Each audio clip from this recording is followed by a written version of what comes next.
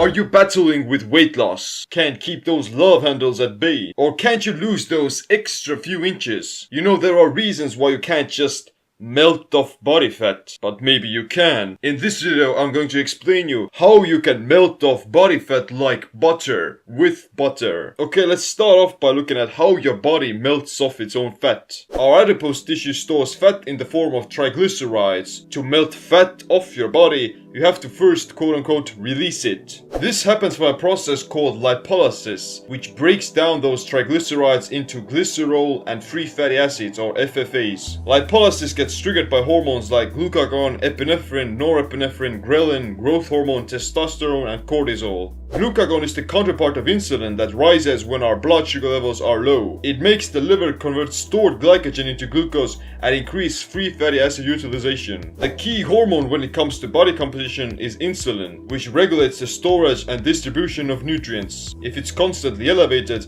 then we won't be able to burn fat and will actually be more prone to depositing it. Insulin gets released in response to rising blood sugar levels so that it could bring it down to normal. This happens by consuming high amounts of carbohydrates, very little by lean protein, and not at all by fat.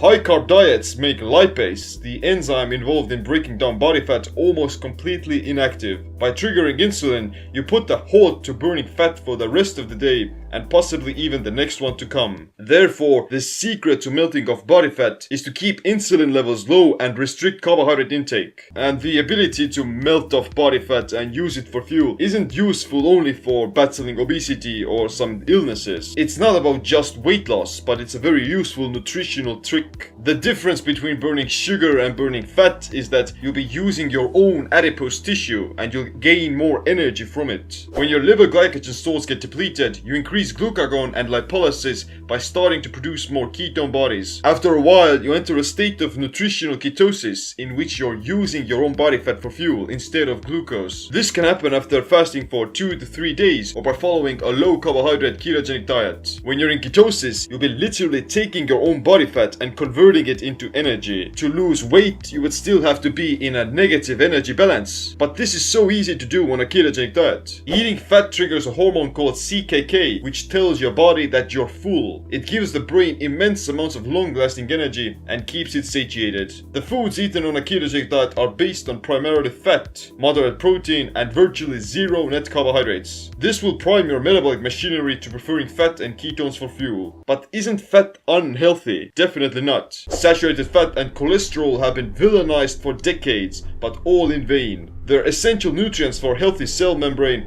cognitive performance, and hormone production. Cholesterol is produced by your body every single day, and it's mostly comprised in the brain. When you're in ketosis, your biochemistry will be completely altered. You'll be using that saturated fat for fuel instead of clogging your arteries with it. Fat is unhealthy and dangerous only when eaten with high amounts of carbohydrates and sugar. And of course, vegetable oils and trans fats are more inflammatory than butter or coconut oil.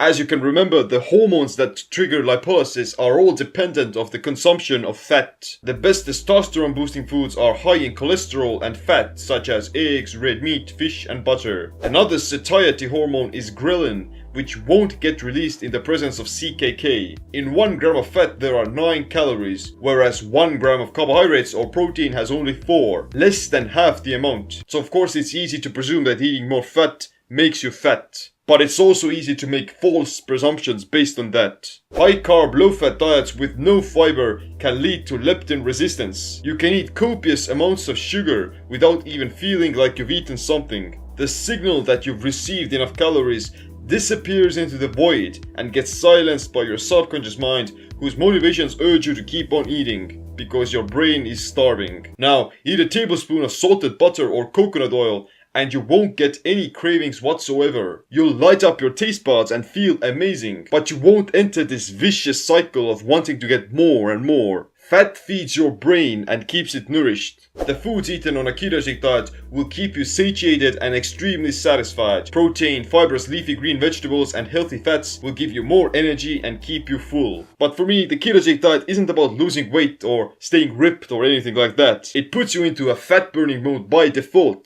Ketones are premium quality jet fuel that give you more energy than sugar does. They also have great performance enhancing benefits for both your muscles and cognition. If you want to melt off fat fast and easily, then keto is the way to go. But it shouldn't be your main reasons for trying it out. The ketogenic diet shouldn't be a quick fix. It should be done as a long-term thing because you'll reap all the benefits of proper keto adaptation after several months. If you want to learn more about the ketogenic diet and how to start it the easy way, then check out my book called Simple Keto. But if you're already doing the ketogenic diet and want to take it to the next level, then get my Keto IF program that combines the ketogenic diet with intermittent fasting. Thanks for watching. Make sure you click the like, subscribe, notification bell as well. My name is Seem. Stay burning fat. Stay empowered.